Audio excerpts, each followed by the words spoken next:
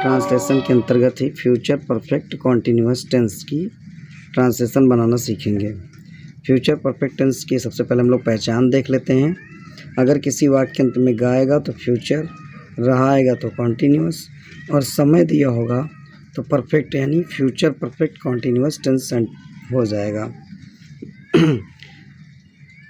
फिर से देख लेते हैं। अगर किसी वाक्य में रहा होगा, रही होगी, रहे होंगे के साथ समय दिया होगा तो वो फ्यूचर परफेक्ट कॉन्टीन्यूअस टेंस कहलाएगा। अब हम लोग इसका एक एग्जांपल अफर्मेटिव सेंटेंस का देखते हैं। इसका पहले फार्मूला देख लेते हैं। इसमें सब्जेक्ट आएगा, इसकी सहायक क्रिया होती है शैल हैव बीन या ऑब्लिक करके विल हैव बीन।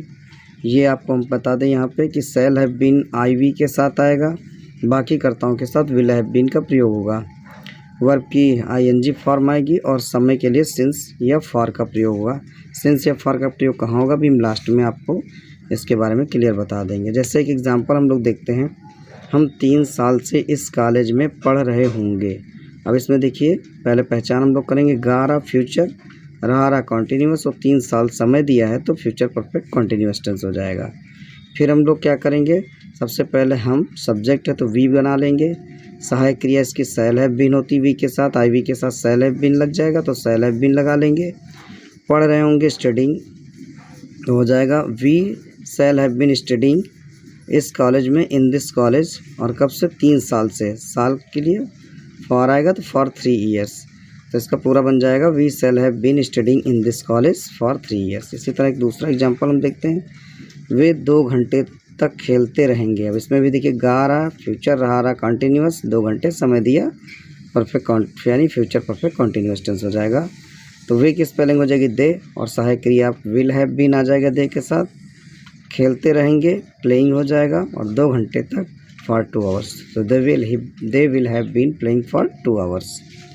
इसी तरह निगेटिव सेंटेंस में आप देखिए, निगेटिव सेंटेंस में क्या करना है आपको, बाकी फार्मूला वही रहेगा, सिर्फ शैल के बाद नॉट और विल के बाद नॉट लगा देंगे, बाकी हैव बीन उसके बाद लिख देंगे, बाकी फार्मूला वही है। एग्जाम्पल देखते हैं। वह 2 वर्ष से कठिन परिश्रम नहीं कर रही होगी। अब इसमें देखिए गा रहा फ्यूचर, रहा रहा कॉन्टीन्यूअस, 2 वर्ष परफेक्ट और इसमें नहीं आ रहा तो निगेटिव हो गया। तो इस तरह वह की हम लोग लड़की है चूँकि सी बना लेंगे। विल नॉट हैव बीन, अब यहाँ पे देखिए जो नॉट होगा विल और हैव के बीच में नॉट लगेगा। तो she will not have been working, काम कर रही होगी, कठिन परिश्रम कर रही होगी तो वर्किंग हार्ड हो जाएगा और 2 वर्ष से फॉर 2 ईयर्स। इस तरह हो जाएगा she will not have been working hard for 2 years. तुम्हें 2 दिन से बुखार नहीं आ रहा होगा। अब इसमें देखिए 2 दिन समय है, रहा है कॉन्टीन्यूअस, गा होगा फ्यूचर, फ्यूचर परफेक्ट कॉन्टीन्यूअस हो जाएगा। तुम्हें कि यू हो जाएगी you will not have been suffering from fever for 2 days, 2 दिन से। तो इस तरह निगेटिव में शैल और विल के बाद नॉट लगा देंगे। इंट्रोगेटिव सेंटेंस में आपको मैंने दूसरे टेंसेस में बताया कि इसमें सहायक क्रिया अगर क्या वाला है तो बाहर आ जाएगी। जैसे क्या तुम सोमवार से नहीं पढ़ा रहे होगे, तो तुम के पहले यू के अकॉर्डिंग विल बाहर चला जाएगा, नहीं पढ़ा रहे हो तो नॉट हैव बीन हो जाएगा टीचिंग, और कब से, सोमवार से, तो सिंस मंडे। अभी सिंस फॉर में क्या डिफरेंस है, कहाँ यूज होगा, हम ये आपको नीचे क्लियर करके बता रहे हैं। वे 5 बजे से अपना समय क्यों नष्ट कर रहे होंगे। अब देखिए इसमें क्यों बीच में आ रहा है, तो सबसे पहले हम लोग अगर क्वेश्चन वर्ड बीच में आएगा तो सबसे पहले इसकी स्पेलिंग बनाएंगे तो वाई और वे की हो जाएगी दे और दे के अकॉर्डिंग विल पहले आ जाएगा। तो why will they have been wasting their time, समय नष्ट करने की हो जाएगी वेस्टिंग दियर टाइम, और कब से, 5 बजे से, सिंस 5 o'clock। तो इस तरह ये अगर क्वेश्चन वर्ड है तो सबसे पहले क्वेश्चन वर्ड लिख लेंगे, अगर क्वेश्चन वर्ड नहीं आ रहा क्या शुरू तो सहायक क्रिया सबसे पहले लिख लेंगे। अब सिंस फॉर हम देख लेते हैं एक बार फिर से। वैसे मैंने प्रेजेंट परफेक्ट कॉन्टीन्यूअस टेंस में ये बताया था आपको सिंस फॉर का क्लियर अंतर, यहाँ भी हम देख लेते हैं।